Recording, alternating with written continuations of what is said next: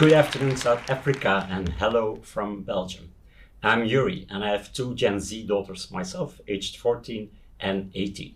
But lately I've been wondering, are they still feeling okay?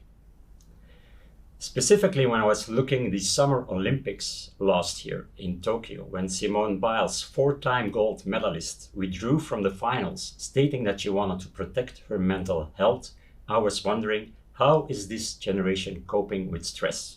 We recently finished a global study of which I will present you the South African results. And what we see in our study is that almost half of Generation Z in South Africa feels stressed to highly stressed. And luckily also in South Africa, the South African Anxiety and Depression Group is already working together with Miss South Africa to create Mindful Mondays on Instagram Live and help this young generation also in South Africa with mental health problems. And we see that mental health is one of the sources of stress of the South African youth. Number one is still the job or studies like Simone Biles, but we also see that comparing myself to others is a true stressor. And of course, social media are not helping to relax and unwind. That is the reason why Lush, which can be seen as the Gen Z version of The Body Shop, recently decided to stop all media channels. So they're not active anymore on Facebook, Snapchat, TikTok, Instagram. And the reason why is quoted here by the founder of Lush. He says, Lush is actually there to help people unwind and relax, where social media and the algorithms keeps them glued to the screen, continuously showing new videos and preventing them from really relaxing or unwinding. And of course, social media is also where we continuously compare ourselves to others, especially the young generation. Dove, the Unilever brand, recently did a new campaign in which they were questioning the fact that 8 out of 10 girls by the age of 13 has already used a face editing tool. So they're saying this is not okay because we're not only removing the freckles or impurities from our skin, but we're also removing the confidence and the self-confidence of our youth.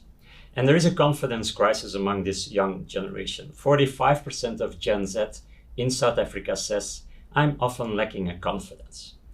Now, wouldn't it be great if there was a drink that could help us to boost our confidence? Actually, it already exists. So the can you see twirling on the screen, on the slide, is called Confidence, as it's really an existing functional drink that is offering mood-boosting ingredients like GABA, rhodiola, magnesium, HTP5.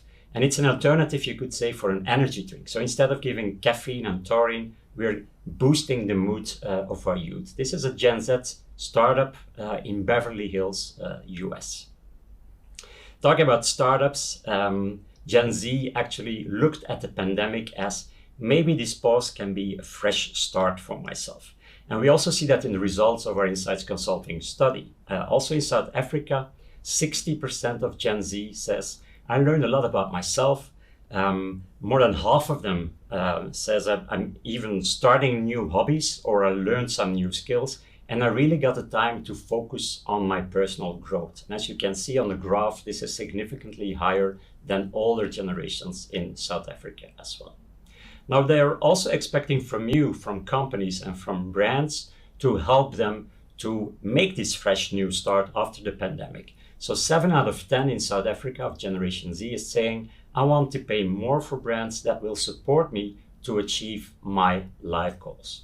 We saw a great example in the UK during the pandemic where Freestar, which is an alcohol-free beer brand, made a mentoring WhatsApp hotline and allowed young people to connect with executives working for BBC or for Tesla in the UK to help them to write a replication letter or to prepare for a job interview. That's exactly what this generation is asking for. So this first part was about how are they feeling? Are they broken or are they still okay? We know that they really are experiencing stress, that there is a confidence crisis, but on the other hand, they see the pandemic as a potential new start for them.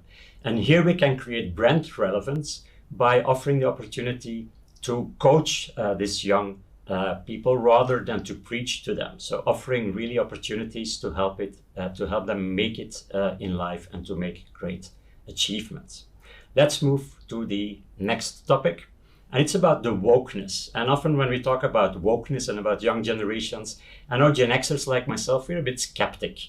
I remember my oldest daughter, who's now 18, 3 years ago, she said, "Dad, I'm not going to school on Fridays anymore." And I was, "What? Why not?" And she said, "Dad, are you living on another planet or something? Have you heard about Greta Thunberg, the climate crisis, climate change? We are protesting, we're striking against this climate change and against the fact that the government is not doing enough."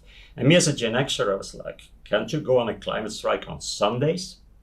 But she said, "That you don't understand. We want to have impact. We want to get into the evening news. And the only way to do it is to do this type of campaigns, this type of activists activities in the end."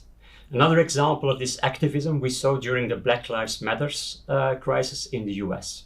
And we see here Zoe Amira. Zoe is a beauty vlogger who decided to create a 1-hour compilation filled of Black African artists singing or performing. And she said, "If you are watching this on YouTube during 1 hour and clicking on the ads, I promise you that I will donate the ad revenues from Google to a Black Lives Matter charity." Now, many people thought this was really a great idea. And although she only has 70,000 followers on her YouTube channel, the video received more than 10 million views and more than 800,000 likes. So it was a great success. The only one who didn't like it was Google or YouTube themselves, because they said, "This is not in line with our policy, it's fraud. You cannot ask people to click on the ads." So they removed the video after a couple of days, which led to a lot of protest. And of course, then they had to promise that they would donate the same amount of these ad revenues to the same Black Lives Matter charity organization. Now, Generation Z is not only active themselves or activists themselves, they're also looking for brands that are supporting them in this activism. We see in South Africa, for instance, that almost half of Generation Z wants to pay more for brands that are female-owned or Black-owned. So it's also activism when it comes to what they expect from your brand. And Google, when they saw that after Black Lives Matter, the number of searches to Black-owned businesses went up with 600%, so times 6, they've added 2 new badges on the Google business websites, one stating this is a Black-owned business, and the other one, this is a women-led business. And since 2 years, they're using Black Friday to promote the Black-owned businesses on that can be found on Google. Now, another thing about this wokeness and about this activism is this young generation really wants to get rid of taboos, often taboos related to gender diversity, gender fluidity, or LGBTQIA+. And we also see that in South Africa, where 3/4 agrees that there's still too many gender stereotypes in society. And almost half of them in South Africa, Generation Z, says, "I know someone who prefers to be called by a gender-neutral pronoun." So things are changing in society. And of course, media need to reflect this change. DC Comics recently announced that the new Superman is bisexual, for instance. And this is Harry Styles, who you probably all know, the ex-One Direction singer, is a very popular artist with Generation Z. And he's one very supportive for the LGBTQIA+ community. He recently also launched his own cosmetics line, which is not only targeting girls, but also everyone who likes to use makeup, despite or whatever gender you are or identity you have.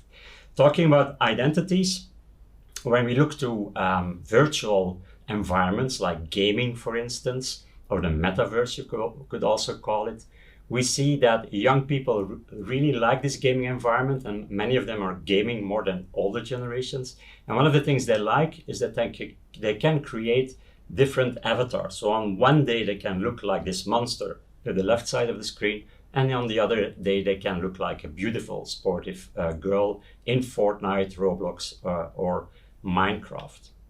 This is also generating new opportunities for media. This is an example of a new show on Fox called Alter Ego. An alter ego can be seen as a mix between a Masked Singer on one hand, or a talent show like The Voice or X Factor. So what they're doing is they're giving the opportunity to young people, also to introverts, to use an avatar on stage while they're performing backstage. So that creates new and more equal opportunities for our young generation. Lost dreams and second chances are reignited when singers from all walks of life become the stars they've always dreamed of being. Look what we got here! What? Growing up, people always judged me by the way I looked and the way I sang, but I realized I don't have to be afraid. In front of some of the biggest names in music, will.i.am, Alanis Morissette, Rhymes, and Nick Lachey, as they search for the next generation superstar. I can't wait to meet the human beings behind these alter egos. An alter ego actually really helps me a lot in life. I like the hair. Yo, do that again, bro. With cutting-edge technology never before used on television, singers' alter egos will be transported through the lens onto a real stage with real backup dancers and a live audience. This alter ego is giving you just the invitation to step out and be even more of who you are. Oh, those avatar tears? Yeah, man, for real. I think that's the beauty of this show is just you have no idea what's coming at you. Tune in for a special 2-night premiere of Alter Ego where dreams become reality like never before.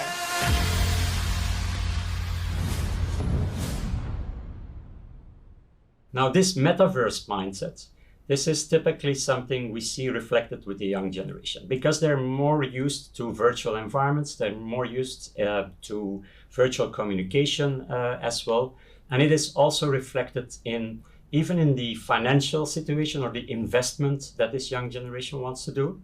When we looked into the results of South Africa, we saw that crypto, for instance, already 28% of South African Generation Z has invested in crypto, significantly more than other generations.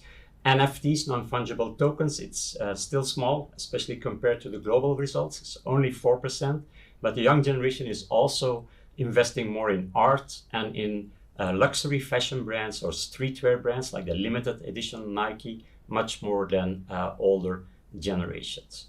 So although NFTs is still small in South Africa, we already saw in spring this new campaign of VW. When they were celebrating the launch of the new Volkswagen Polo, they created NFTs for this. And then in the commercial announcing the new Volkswagen Polo, they really also used this avatar and metaverse setting, and they were hiding the 20 NFTs on different days in different commercials. And if you were able to recognize the NFT and participated in the contest, in this brand activation of VW in South Africa, you could keep the NFT as an investment that could be interesting for you as well. So this second part, we talked about clicking for change, digital activism or Clicktivism. We talked about avatar equality and getting rid of taboos and a metaverse. And here, of course, your brand is creating relevance by creating a platform for more social impact. If you're interested in more results, specifically those on the South African youth, I can highly recommend you to download the full report by, for instance, scanning the QR code or using the URL on this slide. I would like to thank you a lot for your interest and your attention. Thank you and have a great conference.